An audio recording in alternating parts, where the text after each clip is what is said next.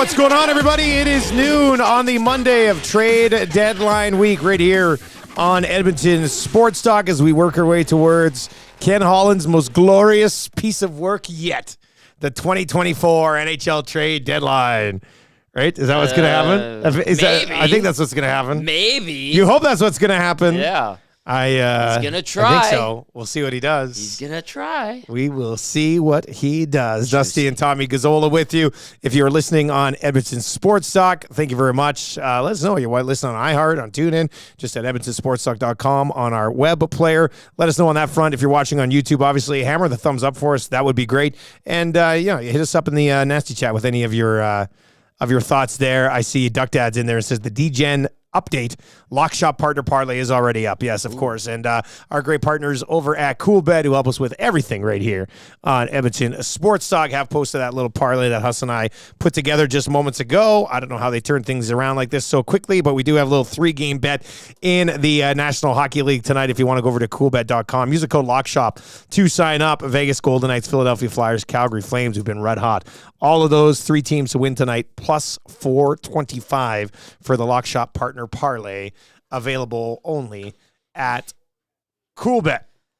The Oil Stream, as always, brought to you by our partners at Boston Pizza and New York Sicilian Square Footer. That's all the buzz right now. Get some. And get your hands on that Square Footer pizza. Or, of course, if you're looking for something to do tomorrow, past a Tuesday, always hits just right as well. Nielson family crushes Boston Pizza. Is that it? I know you guys My kids do. love it. My daughter loves it. Like, on I don't know, back when we were kids, they didn't have it, but now, you do a birthday poster and you put it at, the party, and it says, favorite color, favorite shows, things you love. Yeah. And so all that. And on Elizabeth's, it was listed as, favorite foods. Boston and it's Brute. Waffles and eggs. Oh.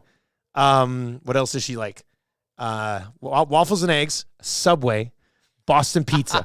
That's just the Muzz just rolls with only restaurants. That's it. The Muzz is a walking billboard She for loves EST. She loves Lego Mayegos and eggs. Yeah. And then Boston Pizza and Subway. And that's it. That's funny. That's great. I'm thinking about Pasta Tuesday, and I'm thinking to myself, I'm due for a tortellini with creamy rosé sauce and Italian sausage. You can't go wrong. Get it baked if you're feeling a little feisty. And that would be my go-to. I haven't had that in so long. I am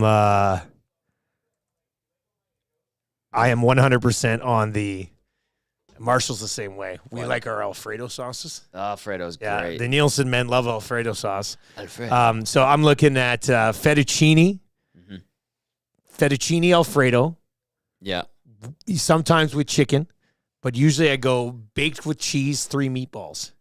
Oh, that's not a lot of people good. have the foresight to put in the meatballs with the Alfredo sauce. But it hits. It's good. That's something you don't think of generally right away, but I actually made a big mistake with my pasta that I made last week. I'll make a big thing, and I'll have it for a couple of days. And I did a bolognese with Italian sausage, but the noodle I went with was vermicelli. Okay. Which is way too skinny and thin.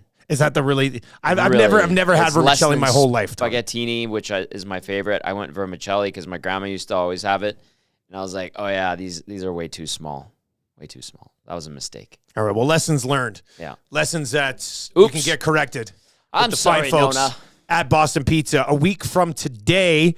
Just confirming the location, but a week from today, a week from right now, we will be on location at a Boston Pizza Lounge, so you can make plans to join us next Monday for lunch. Yeah. Right. Duck Dad says cactus cuts with a side of cactus cuts. Woo! That's a spicy meal right there. The ones we had at where were we? We were in Windermere.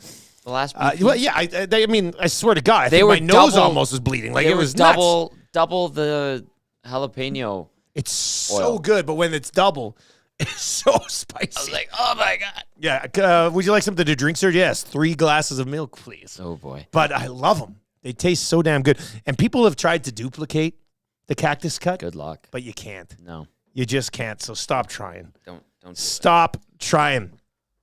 Spency 5 cents. He says, does BP still have the Brute Sandwich? Oh, of course it does. That's a staple. Yeah, the Boston Brute is going nowhere. It's absolutely delicious. And if you know the right people, sometimes you can still get the smoked ham and chicken stromboli sandwich. Like Neil was saying, isn't that from BP? The Brute is like an original. I think it's the Brute and the one pizza. Those are the two originals. That are still on the menu. I'm pretty sure that's what he was saying. Yeah.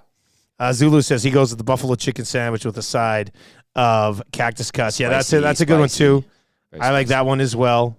That's a good one. Good, lots of good suggestions here. Yes. Justin of Balgoni says, "Give me a fresh BP's pepperoni pizza, side of ranch, good times." I go Meteor. I go the Meteor pizza. You get that sausage on it. Yeah. A little bit of ground beef. You get the pepperoni. Delicious. That's by far my go-to pizza. Getting hungry here. And it hits hard when you are eating in. Do we have pizza in the fridge? Did I see that? We got some pizza in the fridge there too. That's Italian Center snag it. Shop from the morning show. Snag a slice if I can. Yeah, there's Does it need to there's stay there for a couple of days or no? No, the pre-wrapped ones do, but the Yeah. one that's already cooked, Are you guys? you can grab a slice What are you there. guys doing with those pre-wrapped ones? We're showing them off on the show for Italian Center Shop in the mornings. Yeah, I know. That's a good. Yeah, yeah. Well, I'm very well. That's good. Yeah. But You got to say it better than that. You're Italian. yeah, but I'm from the north. It's different. You can't say that's a good. That's a good. That's not bad. That's not bad. I need to really feel Yeah. it. But anyway, I don't know what we're gonna do with those at the end of the week. Before the, I just the want to week we're eat a show. slice after this. You show. can have a slice of the ones in a box. Yeah. Yeah. Of course. Okay. Of course. It's a community pizza right there. Daddy's getting hungry. We community pizza. That's nice. All right. First of all, post game yesterday. Yeah. Post game from both of the games. It was interesting. They take two this weekend. I thought they needed Skinner big time on Saturday. They did need Skinner big time. Seattle probably should have won that hockey game. Skinner was outstanding. First and third period when he was. If you can get that, you're right. First and third, he was. If you can get that Skinner in the playoffs, I mean, you're cooking something there. You're cooking something with that Skinner. That's in a the good. playoffs. Oh wow, there it is. That's a good. I've been waiting for that. That was the right so moment. Skinner was great, and then Pickard yesterday wasn't tested that much. That Pittsburgh team, I know they're banged up. They're also just not very good, in my opinion. Toast. And the Oilers just spanked them yesterday. What was post game like yesterday? Fun. Post game yesterday was good. A good audience. Everybody was feeling good vibes after back-to-back wins, and I think a lot of people bringing up that was a 60-minute effort. Yeah, it was. From start to finish, they were the dominant team. Like, I even think that the Oilers, by the end of the game, were just toying and going easy on the Pens, and the Pens had nothing. I mean, that was probably the least effective I have ever seen Sidney Crosby against the Edmonton Oilers. And this guy is a brilliant hockey player. He's having an excellent year. We were debating on the pregame show, is he a top 5 all-time guy? Is he a top 10 all-time guy? It was a great conversation. And Cass made some excellent points. We had some great texts that came in regard to that. But they just had nothing yesterday, Dusty. Nothing. That looked like a team. Excuse me. And you'll never accuse Sidney Crosby of this, so I definitely am not going to from Sidney Crosby's perspective. But that looked like a team that knows they're not going to the playoffs, and they're about ready to sort of play out the season here, play out the string. And it sounded like they rolled into the hotel around like 3 or 4 in the morning. Something happened because they should have been in town and in bed by about 1. So I don't know if they had mechanical issues with their plane or what, but people are telling me the buses pulled into the JW at like 3 or 4. That's a late one. That's a late arrival. Just quickly, let's stick with the Pittsburgh Penguins for a second, and Sidney Crosby, and we'll get to the other side of it here. Like, if you've already won everything, if you're Sidney Crosby, you just ride it out in Pittsburgh into the sunset, and I think that's probably, it'd be different if you hadn't won a Stanley Cup and you're like, my God, Ray Bork this thing. Like, go somewhere and get something. Because is it worth it to Sidney Crosby's legacy to be like, great time, Pittsburgh. I'm going to go try something else in my, I wouldn't blame him if he wanted to. But when we look back on the legacy of Sidney Crosby, if we go, he won this, he won that, he won the Stanley Cup here, he won the Stanley Cup here. And then he finished 2 years in Colorado and they didn't win, or whatever. Yeah. Pick a city. Martin Brodeur going to St. Louis. Yeah, like not cool. You've already accomplished everything. Yeah. He can still play for quite some time. I mean, he's insanely impactful still. You just ride it out with Pittsburgh and hope Kyle Dubas can somehow not continue to make the team worse, which he has since taking over. Don't sign Jeff Carter to multi-year deals. Yeah. For whatever reason. I think that was a Hextall special, if I remember correctly. But yeah, I think that this would have been pre That would have been pretty dubious. I think so, yeah. This is a situation. I think he stays. Like, what motivation does he have? Like, does he want to chase a Stanley Cup with another team? I doubt it. It's funny. People are like, hey, DVD keeps telling me when he was at All-Star that McDavid was in Crosby's ear the entire time. And we all know how things go, and the rumor mill churns when Is that where all this discussion came from? Now, I saw somebody the other day online being like, if you're not going to resign Drysdale next year, trade him for Sidney Crosby right now. No, absolutely not. Wouldn't that be something? Don't do that. That's a mistake. Oh, I love you, Edmonton. Don't change. Please do not change. Otherwise, we'll be out of business. So good. But it's funny, and I'm like, DVD, like, settle down. He's like, I'm telling you what I saw. I'm like, okay. When Boston was here, meeting up with their media crew, having a couple of libations at Kelly's. Of course you were. You haven't been at Kelly's in forever. I've been there in like 4 days. This guy says all the time. No, actually, we went there after the Calgary game. Took Patty Steinberg there. Yes. It was great. But anyway, the Boston crew was like, so do you think we're getting Sidney Crosby in Boston? And I was like, what the hell is going on? I don't think he's leaving Pittsburgh. Now, they could use a center.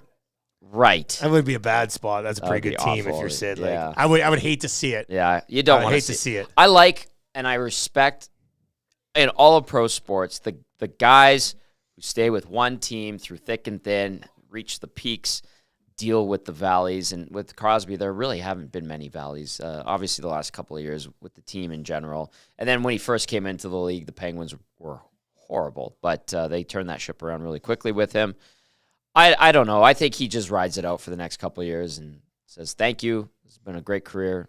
Stanley Cups, really competitive teams, Olympic golds, world championships, world hockey, World Cups of hockey.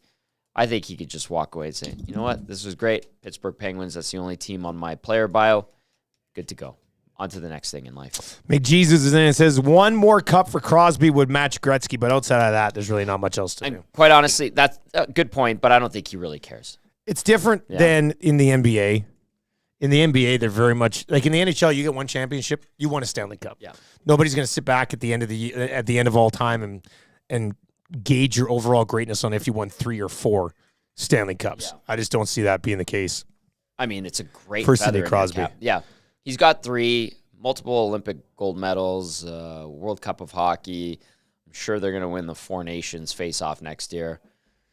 If the goaltending doesn't let them down, obviously. But like in the NBA, if I suggested this to you, it's almost like the superstars, for the most part, are like mercenaries. Like, they become hired guns in their careers. And they, like, look at KD. KD's bounced around and didn't win in Brooklyn, goes to Phoenix, and had a great run in Oklahoma. He should have just stayed in Golden State. He would have tacked on a few more rings for sure. Yeah, exactly. But and like, look at Harden. Harden's a weird guy to begin with, but like, it feels like in the NBA, it's hired guns, and you can build these super teams, and they're expected to win. Well, that's because 1 or 2 guys can significantly carry you to a title. Yeah, that's why they're viewed differently over here. You need to have a good team, right? If it was just based on your superstar, Connor McDavid would have multiple Stanley Cups already, but he doesn't because they haven't had the team to get it done. K Gill 97 says, "Can we discuss trades, you guys?" Carmen, all you do is discuss trades. You're in my DMs. I'm not even gonna. I was gonna get to some of the Elias Pettersson contract and how it impacts Leon Draisaitl. So yeah, sure. We'll get to that as we obviously work our way through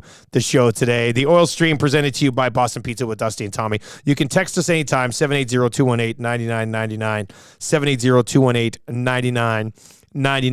Coach Mike is in. Mike, we'll get to one of your texts as well. Willie Sink, we'll get to what you guys are asking for here as well.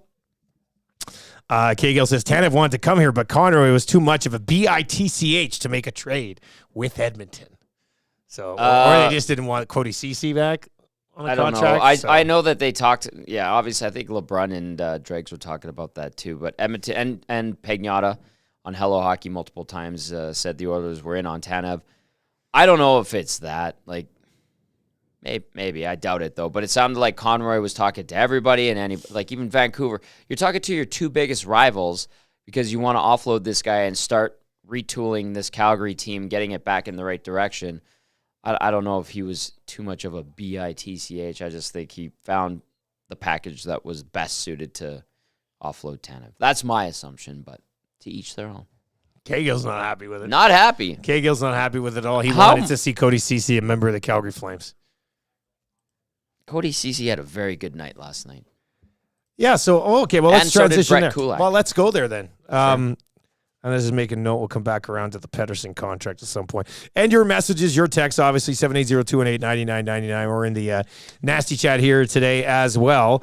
They've gone briefly to that in the past. Like they tried Desharnais for a very small sample size with Darnell Nurse. Never seemed like it worked. I don't want to read into last night's too much because, Pittsburgh's forward roster is not healthy and is not deep in general. Yeah. So I don't want to read too much into the results from last night's game. But that's probably why they tried it. Yeah, that could be why they tried it. Let's see if this is and the key. But what are you going to do? You're only going to try it against teams that aren't going to be in the playoffs, though. Yeah, right? Like you really when are you going to spots? When are you going to maybe we play it against Boston? Maybe we see it against Boston. We do know that Chris Knobloch, when he finishes a game a certain way with his lineup, he tends to start it that way. Like, I would not put Derek Ryan in tomorrow night. Really? I would not. I would leave Sam Gagner in there. That line had really good, first and third periods. I thought that they were creating some opportunities. Of course, Connor Brown, not going to score this year. I think that's pretty much common knowledge. I'd like to see him score, but Holloway was going. Gagner was pumped up to be back in the lineup, making things happen. And Brown, I thought, was all right. Like, that line had some good moments, and they tilted the ice in the right direction, albeit against a Pittsburgh team that was gassed, depleted injury-wise, and just overall not very good. That Pittsburgh defense sucks. It does suck, doesn't it? It sucks. Somebody said today, in honor of EM Utility locating in the morning after show, and speaking of safety, are we glad the Oilers dodged the Erik Karlsson bullet? I was going to say, hey, remember how hot and horny some people were for Erik Karlsson? And remember, Tom, you don't like any trades. And when we were talking about it on the Oil Stream before it became a full-length show, I'm like, there was no offer. It was only conversation that they had with Mike Greer. It's not going anywhere. They're getting Karlsson. They need Karlsson. You flip Barry, you make this happen, and you get Karlsson on this ridiculous contract worth $11 billion. It's like, that was Dubas's big move, man. And it's working out phenomenally. Oh, that's a tough one. That's a tough one. Okay, so you just, I guess the end discussion here is see more of Kulak and Ceci, and more of, to me, it's more you want to see more Desharnais with Nurse to see how Desharnais handles it. And the key there was they didn't move Bouchard away from Ekholm, because remember they tried that. Bouchard has to be with Ekholm. Yeah, they had him with Kulak, I think, for that 1 game or 2 game stretch there, and it was just not good. So they left Ekholm with Bouchard. Okay, flipped the other 2 right shot guys, and man, a testament to Vinny Desharnais' progress. Pardon me. The guy was a beast on Saturday, especially blocking shots on the PK in the dying minute. He's out there. He's just that's important that the coaches trust him to hang on to a 2-1 lead against the Seattle team that was bringing it against you. And Vinny Desharnais is like shaking off one hand, shaking off the other hand because he's blocking shots, getting slashed, takes one off the back at the end of the game. Doing the hokey pokey out there. Yeah, man. Like, that's a testament to him. And then yesterday they try him with Nurse, and I thought he looked pretty good. Keep the opposition in mind, obviously. But Kulak and Ceci were just so steady. And Cass said it yesterday on the post-game show. He goes, people have been dogging Ceci and Nurse as a pair the last couple weeks, and they've had some really bad moments, Dusty. Yeah, they have. Where you're like, what the hell are you guys doing? Like, steadily, they've had some bad moments. Yes, and Cass said it. He goes, I think, we point the finger at Ceci sometimes, but really it's Ceci trying to figure out what the hell Darnell Nurse is doing half the time. When Nurse is at his best, he's just smart, straight lines, not trying to overdo it. I'll use an example. The goal that they allowed against Seattle, Gager was mad. Gager's like, either go and challenge the guy for the shot, Tolvanen, or back off and take away. Take it away. Don't do something in between. Right by the net. Bounces off his glove. Skinner's going one way, gets caught, ping-pongs off of his pads and goes in, trickles in. So Cass brought that up. And so Ceci with Kulak yesterday, just very steady. And then they both lighted up offensively. Kulak had a great offensive weekend.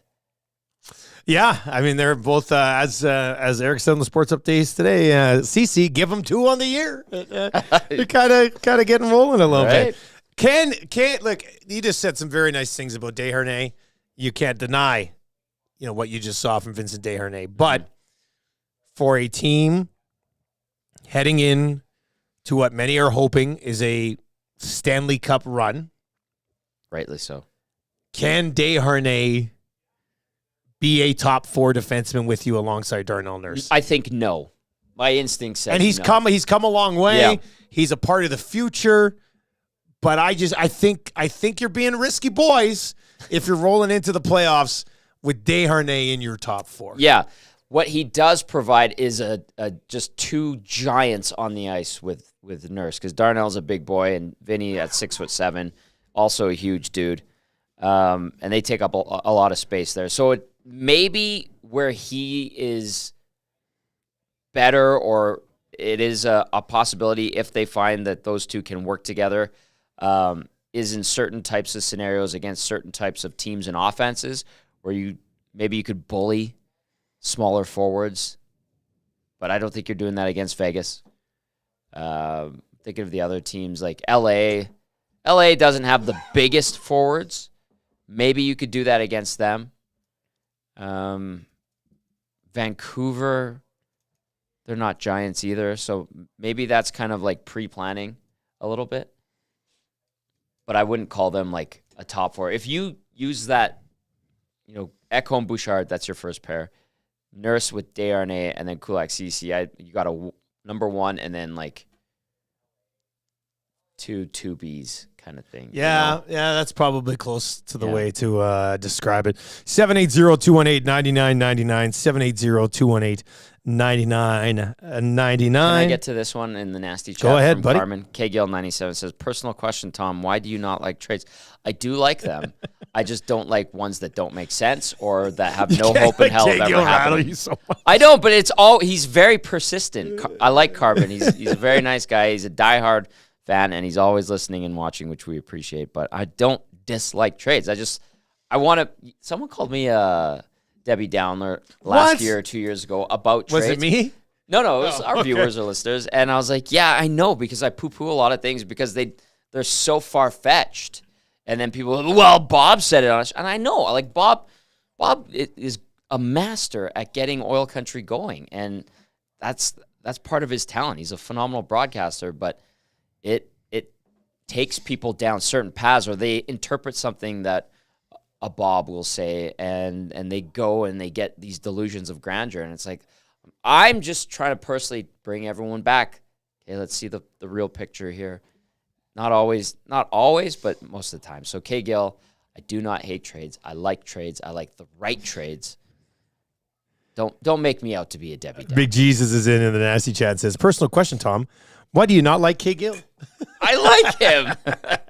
I just gave him props. He's always watching, listening, and he's interacting with us, which is great. But it's just like this. And then, Tom, what about this? It's like, well, let's take a step back. Let's talk about what actually happened on the ice a little bit.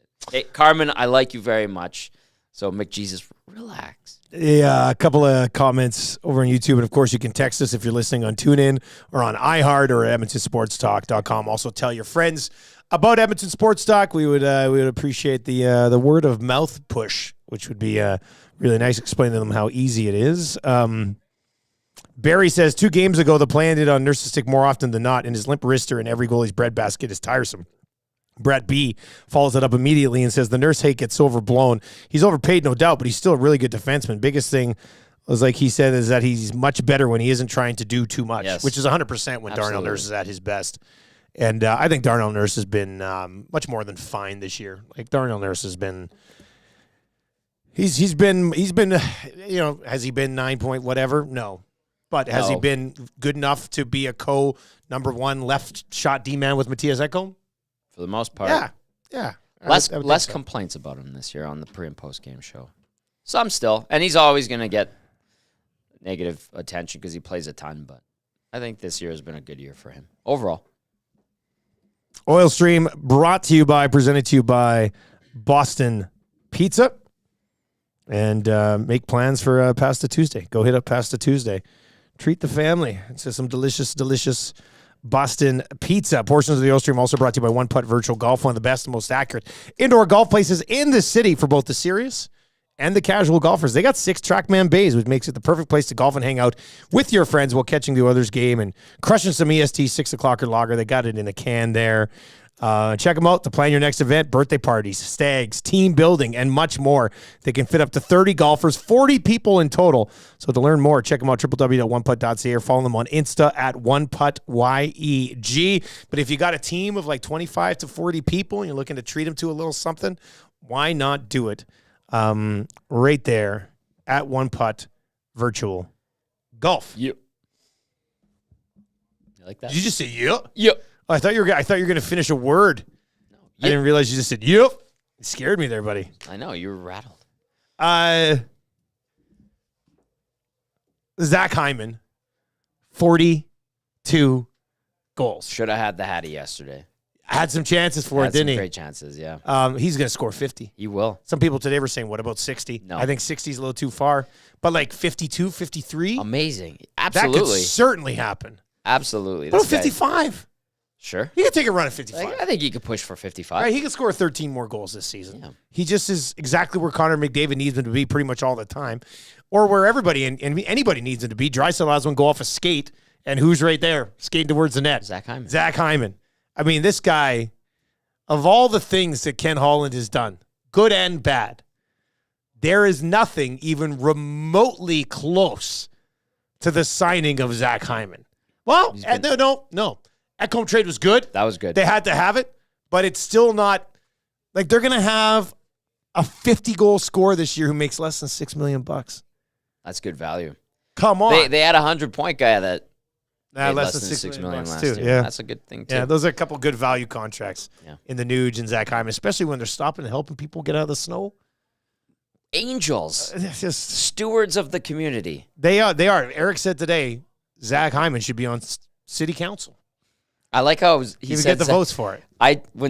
He said Zach Hyman should be the guy in the big hat talking about mosquito populations. Yeah. That was a good one too. I was like, that was brilliant. Well played, Eric. That was a pretty good one. Yeah. And he'd be like, nobody gets bit this year. That's how good Hyman is. Well, even the mosquitoes like this guy. Like, well, guys, we're gonna have to take it easy this year. Zach says we're not supposed to be out there. Yep. All right, 780-218-9999. Let's go to Cozy. Hey, look, hammer this inbox here. If you're listening, don't be shy. 780-218-9999. Cozy says, hey, fellas, I think you might see a line of Kane, Holloway, and Perry at some point, question mark? Or says, hey, fellas, think you might see a line of Kane, Holloway, and Perry at some point. How does that happen? Well, I mean, McLeod to the wing. Yeah. Up front. Yeah. Throw McLeod in the wing on the top. And by the way, McLeod needed that game yesterday. 1 assist in his previous 15. Like 1 assist the entire month of February. That was a nice game for him. He was lugging the puck pretty good, moving with it, making mostly the right choices. There was a couple times where you're like, well, that wasn't good, but good confidence builder for him. Clever goal for him, McDavid-esque. And then Connor almost did the same thing a few minutes later on Nedeljkovic, bank it in off his. I mean, Ryan's obviously a more skilled and talented player, so that's why he got it. McLeod got it done. Clearly. But, I mean, whatever. No big deal. McDavid can go bang in rebound goals like he did. Whatevs. What do you think, before we finish up on that quickly, I just got distracted. McDavid to 30 or Hyman to 50? Which one happens first? Oh, they're both going to happen. Hyman needs 8, McDavid needs 7. I think Hyman to 50 first. Wow. Yeah. Think about saying that at the beginning of the year. Zach Hyman, not even, like Zach Hyman will score 50 is one thing. Yeah. But Zach Hyman will score 50 before Connor McDavid scores 30. That's the ultimate twist into a season. Only because the more we watch Connor McDavid, the more I'm like, he doesn't even want to score. He just wants to get 100 assists. Like that goal yesterday, he didn't even want to shoot that in. But he did. Okay, the Kane. I don't like it. I don't think Kane and Perry should be on the same line. You don't? I don't mind those two together. I don't know. I think that they should keep Kane and Draisaitl away from each other. It doesn't work for whatever reason. Just let's not entertain that anymore. So then where do you go with Kane? He's just if you put Evander Kane, if you're to just lock him in on the third line the rest of the season, can you put him on the top line? He will not stand for that. I know. You put him on the top line, but that's where Draisaitl is. So you move Draisaitl onto the second line. But Draisaitl wants to play with Connor too. Hey, how about? Do you see my set? Draisaitl has 2 5-on-5 goals with Connor McDavid this season. I know. That kind of like that blew my mind when I saw that on the weekend, and I looked that up because I was like, I wonder what the 5-on-5 production levels are like. Yeah, and they played like 342 minutes together prior to yesterday's game. I think this was after the Seattle game when I looked up this number. 342 minutes. And I even said, am I reading this wrong? I never know when I'm reading like natural stat trick or something. But Bruce McCurdy, shout out to the Cult of Hockey. Bruce McCurdy goes, in fact, you are, Dusty. And I was just like, wow, thanks, Bruce. That means a lot. So this year, 5-on-5, Leon Draisaitl has scored 2 goals with Connor McDavid, which just blows my mind. Put him on his own. Yeah, he has to be on his own line anyway, right? That's one of my notes right here. Did you notice too yesterday? Even though I think it was McDavid taking the majority of the draws, McDavid played more wing yesterday. Like Leon would take the middle and Connor would take the wing. I did notice that a few times. Yeah. Interesting. There were a few practices this year, and I tweeted out the lines, and it was Leon playing center with McDavid on the wing. And I think Rashog and Gregor were like, Tommy, what are you talking about? Like, Connor's the center on that line. And I'm like, I'm telling you guys, it's Leon up and down the middle on these rushes and Connor on the boards. And they're like, nah, that's not going to happen. And sure enough, like Connor. Sorry, Tommy. Know your role. Oh, yeah. Sorry for noticing something that they were doing, and then yesterday they actually did it a month later. G-Dog the Hog says, Kane, Perry, and Holloway would be perfect. I don't know. I don't know. I don't think I necessarily like Kane and Perry together. Holloway doesn't create enough offense yet. What's he got, 4 points? I think that was brought up today. That's got to come. At some point, I'm encouraged and feel like he will. He's a little water buggy out there. Yeah, but I like that attitude. There's a lot going on to the game, but there's just not production yet. Yes. I think it comes. I think it'll eventually click. He'll figure it out. Maybe not this year, but eventually. Hopefully. Eventually. I think it's there. I think he'll be a good second or third line guy for a long time. Yeah, mission accomplished then. Yep. That would be mission accomplished. Yeah. So, if you were going to go, I mean, Kane with McDavid and Hyman, I guess, would be maybe where he's most serviceable. Mm-hmm. And then you go Nuge on the wing with Draisaitl. Yep. And McLeod. And then that could lead to Holloway, Perry. Oh no, because Kane would already depending on how Fogel's playing too. I thought Fogel was all right yesterday as well. Fogel's been surprisingly reliable. I know he's hungry because he wants a good contract. Career high for points. Good for him. Yeah. Yep. Well, I think you kind of have to like where he's been going. McDavid and Draisaitl have been together here for a little bit. Get him out of this funk, right? Got him out of this little bit of a funk there. That 500 hockey funk for 10 games. How much longer do you stretch this thing? As a team? Yeah, I'm just saying, like, how much longer do you roll McDavid? Not a team, but like, how much longer do you roll McDavid and Draisaitl again? I wouldn't. This time around. I'd get them off their... Okay. That was going to be my answer, too, but I just think when you're in the playoffs, those two guys got to be on their own lines. Absolutely. In a playoff series. Yes. And you put them together, like Knobloch knows when to hit it. Yeah. He's done. I think he's had a better feel for when those guys can go together in game than Woodcroft did. I didn't mind the way Woodcroft used them too much outside of the fact that he would go back to it so quickly at times. Mm-hmm. But I still think that if this team is going to win it all this year, you're not going to do it with McDavid and Draisaitl as line mates the entire postseason. So, I mean, you've got yourself up into second in the division right now. Created some separation with that win last night. Yeah, that helps. Yep. Vegas has been Eichel, I guess, is a game time decision to return. 6-1 in their last 10. That'll help them a little bit, you would think. Yes. I mean, I guess I'd say whenever they want to end it. I don't think like if they were to separate them, I wouldn't go, "What are you doing?" It doesn't make a lot of sense. Finally, but it's working right now, which is good. But Rob from LA is in. It says, "Guys, Kane on the third line, like Phil Kessel was for the Penguins." In theory, that makes it shows depth and it. Yeah, but Kane has already shown he's shown this season that he's not happy when he's on the third line. Yeah, he's not hiding it. Right? That's not being hidden. He's making comments like on national TV. Yeah. But when he wants to engage, he is a factor, but it just hasn't happened as much this year. And I know he was nicked up for I think about a month and a half, a couple of different injuries, but man, when he wants to do something and play, look out. But when he doesn't and he's mad and he's pouty, non-factor. Portions of the Oil Stream brought to you by One Putt. Visit them on their Instagram account at OnePuttYEG, or just check out their website, www.oneputt.ca. Let's book some parties, some stags. It's a nice place to start a stag, right? You roll in there for the afternoon round on a stag, and then it's just lights out after that. Let the night take you away. I would think, let's say a dozen guys roll into One Putt for a stag.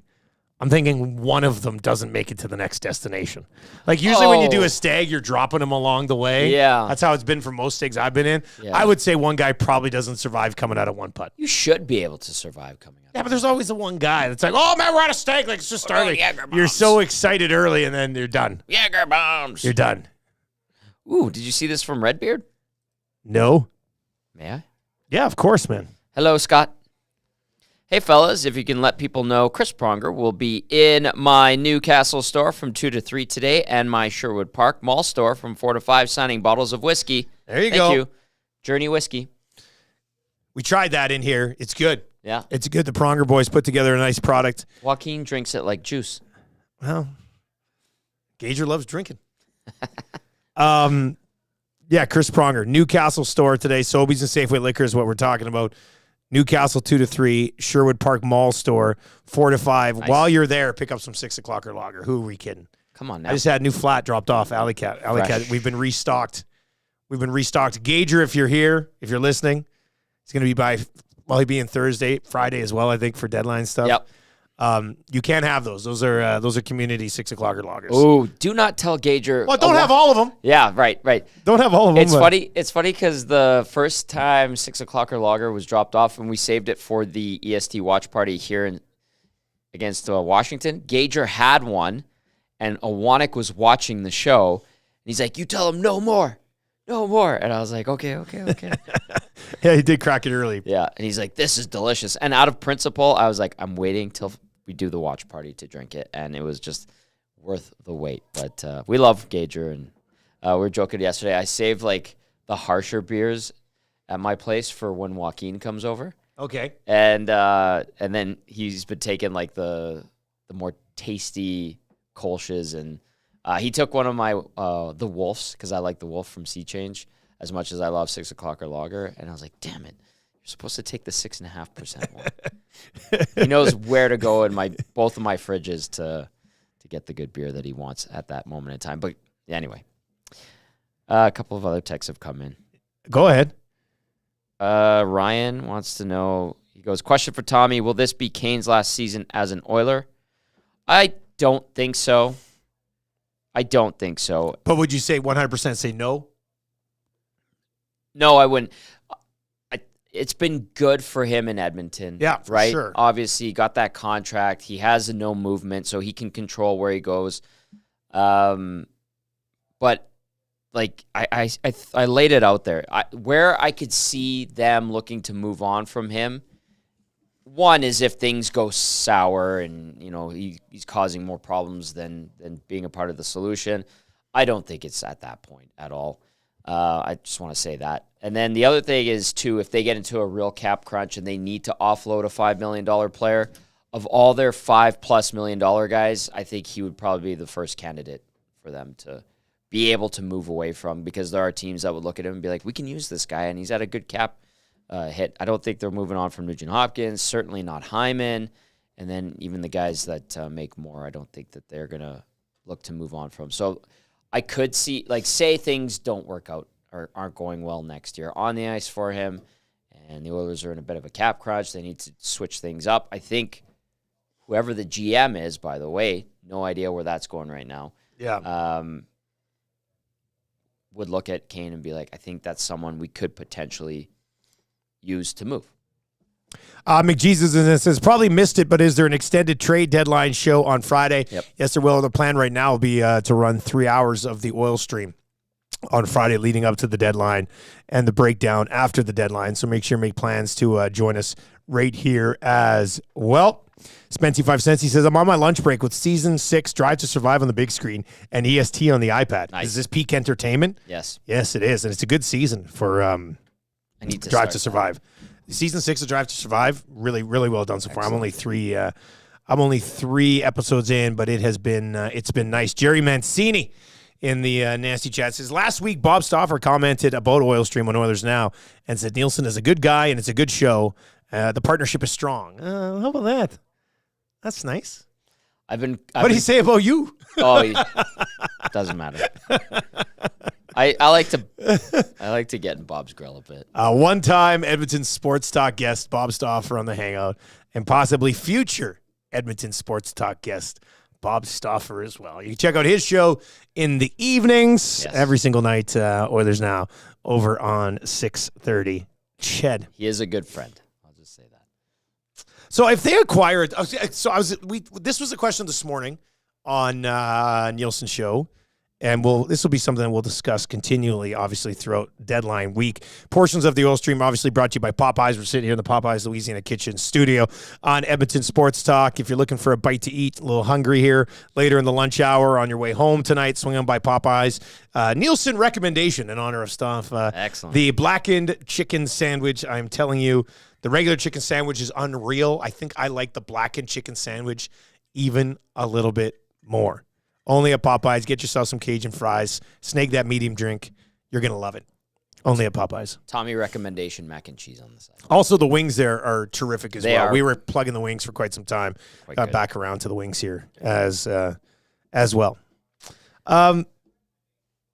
This text says, Tommy, what do you see happening Friday? Will there be deals made? Is that where you were leaning? No, but you can go there. Oh, I mean, it all ties in together here on deadline week. Okay, yes. I think there will be deals. I think Edmonton, from what I was told over the weekend, is they're open to everything. For business. Open for business. They're looking at every scenario to improve the team. Is it a top 6 guy? Yeah. They're going to try to chase that down. Is it a depth defenseman? Yeah.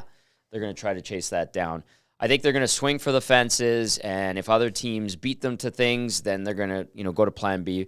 Plan C. I think we're going to see a couple of additions. So that sounds like where it's going. They needed another body on defense that I've been joking about for the last few weeks. Can that not be Broberg? I don't think. If they're still high on Broberg, like some people think, he is part of their I'm not future. trying to argue with you because I would still say veteran defenseman is a must get. Yes. You can carry some bodies around in the playoffs too, so Broberg can be here checking it out. But you got this veteran guy you can go to. But is there what would you say the chances are out of 10, 1 to 10? That they just roll the dice with Broberg as the number 7 in the playoffs? 2. Okay, so a D-man's coming then. Yeah. They have to. You cannot go in to the postseason with your number 7 being a guy with that little experience. You Less just than can't. a full year. Especially and when you got Desharnais who doesn't have a ton of experience either. Right. And if there's a bobble here, if we're sitting here after Game 3 of a series going, I don't know what they do. Is it Desharnais and Broberg in the third pair? Then that's a fail. That's a fail, and it's not on those two kids, or those two guys, I should say. It's not on those two guys. That's on management. Yeah. So not even Paul Coffey can work those types of wonders. Yes. Shout out to Mark Stewart, who's done a great job as well. What is the bare minimum that has to happen prior to the deadline for you to say successful trade deadline for Ken Holland and the Edmonton Oilers? Bare minimum would be adding 2 players. A D-man and a forward, and hopefully a top 9. I was a top 6 would be fantastic, right? What if it's Dowd and a number 7? Then I would say that I would deadline? assume that they tried to swing for the fences because I feel like they're going to. And then maybe they couldn't make it work. The cap is obviously an issue. If they would have to move CC, could they replace him? If they would, for whatever reason, consider moving Kulak, could they replace him? You can't blow a hole in your defense to upgrade your forwards. That's the stupidest thing I've ever heard in my life. So if it was for hypothetical, a Dowd and then a veteran D-man, I would say, okay, that's logical. Is it ideal? No. Hey, I don't think I refer to that as a success, but you made your team better. But you would have made your team better. You provided depth, and you also made the bottom. But a number 7 defenseman and a 4th-line center can't be considered a deadline day win. No. It's like a deadline day C+. You didn't fail. But you didn't fail, but you got a C+, and you're probably not going to get into the University of Alberta. That's probably how I would You how crammed for the test the night before, and it helped you get the only way I used to do tests. 2 or 3 answers right, more than you were going to get before. I think, and listen, I think they're going to add a forward and a defenseman at minimum. If they can get, I know Bob and I think Gregor was talking about it too, like 3 guys. That'll be tough, but if they could pull it off, okay. Well, they need 3 guys. It's not like inside information to talk about it. Like they need a defenseman, they need a top 6 winger, and they need a bottom 6 forward. What's the There's goal? your 3 guys. What's realistic and what can you accomplish? So they'll add. Gager says, just make sure the fridge is stocked for Friday. I'm Ubering in. I really want to see Gager getting out of an Uber coming in here for deadline day. He showed up on Saturday. Yeah, what was that? Did you know he was coming in? Well, he texted me. He's like, you guys in studio for pre and post? I was like, yeah. And he's like, I'm coming. I'm like, great. And then, so Belzy stuck around for pregame. Cass was busy. And Joaquin walks in, puts on his slippers. And I'm like, are you coming on? He goes, nope. Grabs a beer, sits down. And then Corey B showed up. Yeah. Brought us lunch, which was super nice of Corey. And Gager's just watching F1 replay with Corey. Yeah. And they're having a beer eating Buddy Burgers. It was great. Before the game starts. Yeah. And then we all sat and watched the game with Gager. And he's like, this is fun. I agree. It brought a lot of life to the studios. And then I was like, hey, you have to stay for a bit for post game. And he was awesome. I usually know what's kicking on around here. Like, so I can't remember which one of the kids. Marshall had morning game. Lizzie had afternoon practice. And Marshall and I are watching the game. And I hop on post game. A little bit later than when you guys started. And I see Gager sitting in that chair. I was like, what the hell? When did Gager come into work? Like, what is this? I know. And it was a pleasant surprise. And I was just like, well, look at this. Look at this. So I like when he just shows up because he's like, it's better than watching the game alone at home with nobody around. And I'm like, I mean, that's, come by anytime. For sure. No, not just randoms. No. But, if you text Tommy, he says, come on by, then. No. Gager, as an analyst, come on by anytime. And our coworker. If the Oilers acquire, so for me, if this was going to be a successful trade deadline, you have to come away with one of top 4D upgrade or top 6 winger, and then the opposite depth. So if they land a top 6 winger and they get a depth defenseman, very successful deadline. That would be my personal preference. Yeah, if they add a upgrade on CC to play with Nurse, and a 4th line forward that's locked in is an upgrade on the Gagnes and Ryans. Yeah. Then that would be if you could somehow land upgrade on CC and a top 6 winger, then you've shot the moon, I think is the saying. Which just seems a little tough to do. I think it's more likely they upgrade at forward, get the top 6 or top 9 guy, than it is to upgrade on CC, as opposed to getting that veteran guy on the back end. You know what I mean? Like the top 6 forward is that's more realistic than trying to upgrade CC. I think more realistic or important. More realistic. I agree with more realistic. Where do you come out on the more important? Like if I came to you and said Ken Holland has somebody out there that owes him a favor, and they're going to say take a top 6 winger or a top 6 winger or a top 4 defenseman, what would you say? I'd want the top 4 defenseman. Me too. I would want. I look at how this team, out there? I don't know. If they don't win the cup, I look at how they eventually get eliminated, and I don't think you and Cass or you and Gage or whoever's on postgame that night going, in the end, they couldn't score enough. No. Like, I don't see that. Like, you have to look at what's the thing that could possibly eventually kill them. You could say goaltending, but that's not changing. No. You could change the blue line a bit, and that would help the entire recipe on the back end. Yeah. So I think that should be the priority, but we'll see how it sorts itself out. Yeah, I think the top 6 or top 9 forward is more realistic than the upgrade on defense. But just tough to upgrade defense at this time of year. By all accounts, what I was told, they're going to explore everything to make this team even better and have no holes on it, which is a near impossible task, but they're going to try. If you are listening on TuneIn or at iHeart, tell your friends how easy it is to consume our crystal clear content over here at Edmonton Sports Talk. If you are watching on YouTube, hammer the thumbs up, and we would love that.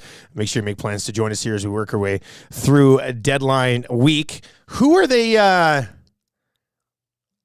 Like when they go out and look for a top 6 forward, and you're going to find different styles of top 6 forwards available, right? You got like the Vetrano type, the Tarasenko type.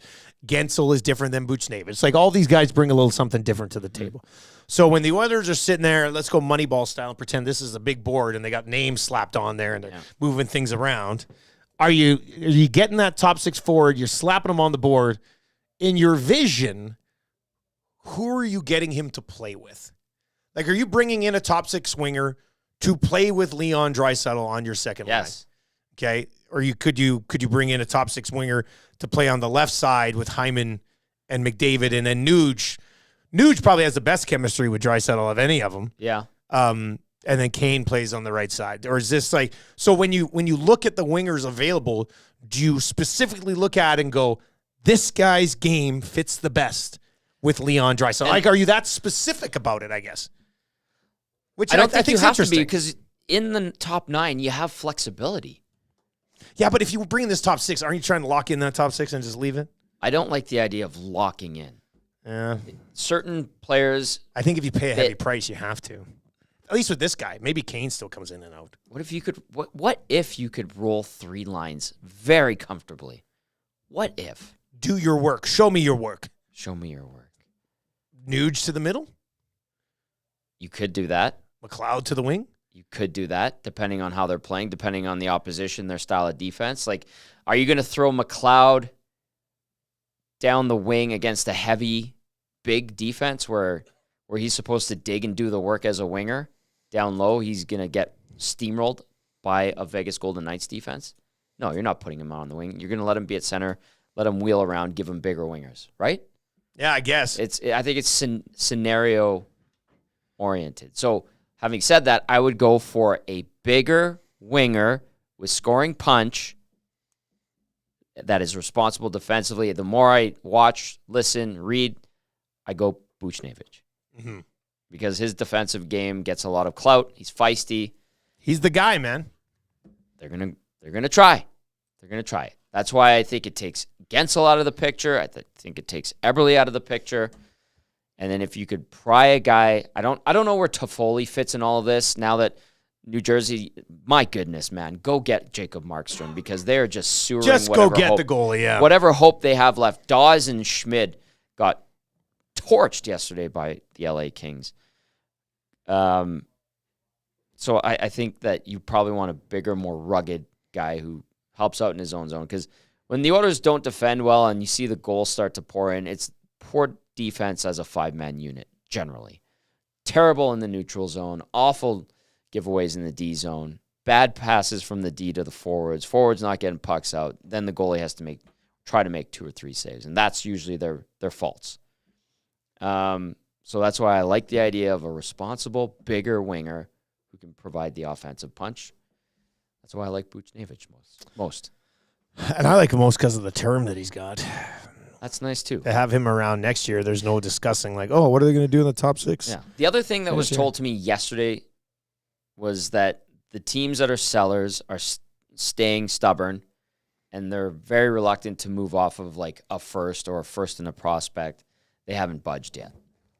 Yeah, but that's going to have to change a little bit, because like half the league has almost pretty much sewn up their playoff spot. Yeah. Like the 16 teams that are in the playoffs today, one of them would probably have to collapse to fall out of it. So these teams that are 6-7 points out and are the closest ones to get in, you got to make a decision here. Are you going to hang on to your UFI guys and try to make a legitimate push at it, and then at the end of the season be like, well, damn. Shoot. What were we thinking? Yeah. So I think there should be 12 to 14 teams selling, which should hurt the seller's market when there's that many teams selling, right? So these prices should come down prior to deadline day. Huss made a great point on Lock Shop today. He doesn't think we'll see a lot of action like tomorrow and the following day, just because there's so many teams that should be selling that are all going to kind of be trying to hold out for these prices that they're asking. Yep. And in the end, they're going to have these guys, and the last day, they're going to be like, fine, take them for a fourth. It's going to be a big sale on Friday, right? So I think the patience might actually pay off this time for some of these teams. Atif just texted me on my phone. Is he in Nashville? Check out my cowboy hat. Oh, boy, Atif looks like he dipped into the tequila last night. Handsome. Atif texted in from Nashville yesterday. His team, they went hockey 3-0. team, 3-0, and then the other Edmonton team went 1-2. And he said he had a great time. I said, mix in a water at Teef. Doesn't look like he did in that photo. Juan is in. It says, boys, Kraken, Wenberg, sitting out for trade reasons. Don't want him. Just saying. You're going to see that now, right? Yeah. You're going to see that over the next 3 nights. He's a really smooth. I don't think he fits that mold here in Edmonton, but he's like smooth, not overly aggressive, but he's a playmaker. I think he just, and when they first got him, I was like, he just seems to not have the finish or doesn't have it consistently, but there's a lot to like about what Wenberg brings to the table. I don't think he's a fit necessarily for Edmonton, but interesting. Thanks for the text, Juan. 780-218-9999 is how you can always get a hold of us. Man, why am I seeing a lot of like Raphael Lavoie messages today? I don't know. Inbox, He's getting nasty chat as well. I don't know if he's getting traded, but People are saying put him up. Why? Play him on the line. What for? I don't know. What are you going to get? You can't do that at playoff time, man. Not everybody's Unless you're in John situations. Druce, you know? Like, you can't get all these guys to come in and just all of a sudden go full-blown Fernando Pisani on you. Lavoie's going to be a UFA at the end of the year. Like, I would imagine he's probably one of those guys the others would toss in a trade. Toss in. Wow, that's disrespectful. That is a hell of a thing for you to say about Raphael Lavoie. Oh, I apologize. Include.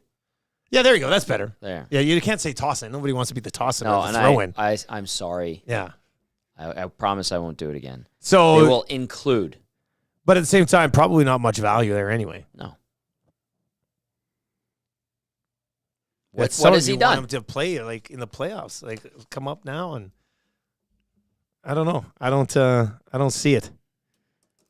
Okay. He's developed into a good American Hockey League. Yes, player. he has. And that's kind of where he's at It was right nice to see him make his NHL debut. That was right good. now. That's kind of where that's at, and that's about it. What do you think about Boston?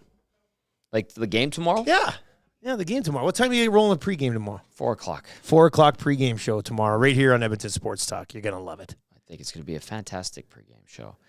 I think that, you know what? Bruins are playing tonight in Toronto. Right. That's a quick hop, though. Quick turnaround. But I think Edmonton and how they were able to climb out of the hole they dug against the Bruins at home a couple of weeks ago was probably a good sign. Maybe Boston isn't this formidable giant that was preconceived notion that I had in my head.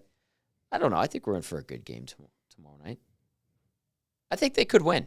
They need 3 wins on this. Could win, but they need to win against Columbus. They need to win against Buffalo, and they need to win against Pittsburgh certainly. But Buffalo beating Vegas, although Vegas hasn't been playing that well. If you don't play solid defensively against Buffalo, they could burn you. They could sting you. Yeah. But you have to beat Columbus. With the way we saw Pittsburgh play, like if you're Pittsburgh, you're trading Jake Gensel, right? Are you going, let's keep Jake Gensel and this is the group? I'd be very surprised if he returned to Pittsburgh with the Penguins from this trip. Again, he was in the press box last night. Yeah. He's kind of waiting for it. I think he brought the old luggage on the road with him, right? Mm-hmm. That's always a fun conversation. My guess. Joel Lavoie. Not nice, Tom. I'm sorry. I don't know if you're related to Raphael, but I think that's there's a relation there. It must be. I'm sorry. Must be a relation there. I would think on that one. Watch your mouth. Well, so one more time. Pregame tomorrow. 4:00. 4:00. Oh, early pregames. Well, very early pregames for you on the weekend. That's got to be weird on the weekend. I hate this schedule personally. Yeah. I know it's not my call. It's a disjointed road trip. This one. It's ridiculous. Yeah. 10:30 puck drop on Saturday, our time. So we're on the air at 9 for pregame. We'll have a preempted or pre-recorded Hello Hockey. And then puck drop on Sunday is 11 o'clock. So we're on at 9:30 for the pregame show. I'm still having breakfast with the kids when you're going to be hopping on pregame. Not happy about it. Yeah, but we do have pregame and postgame every single game right here on Edmonton Sports Talk. You can watch on YouTube. Give us a sub if you've been watching. You have not yet subbed to the channel. We would appreciate that. And, of course, you can listen on EdmontonSportsTalk.com, on TuneIn, or in our most recent edition, our addition to the iHeartRadio family. You can also listen over there as well. And I think I told you this, but I discovered car mode on TuneIn. Okay, tell me about this. I don't know what it does. When I go into my car, I go flip it to Dude. car mode. You can't say, I discovered car mode on TuneIn. Then I'm said, tell me assuming about it You go, has some I don't know what it advantages, does. Matthew. Do you know about car mode? Well, it is a very simple interface, but you hit car mode, it flips. I don't know if maybe it has something to do with eating data up.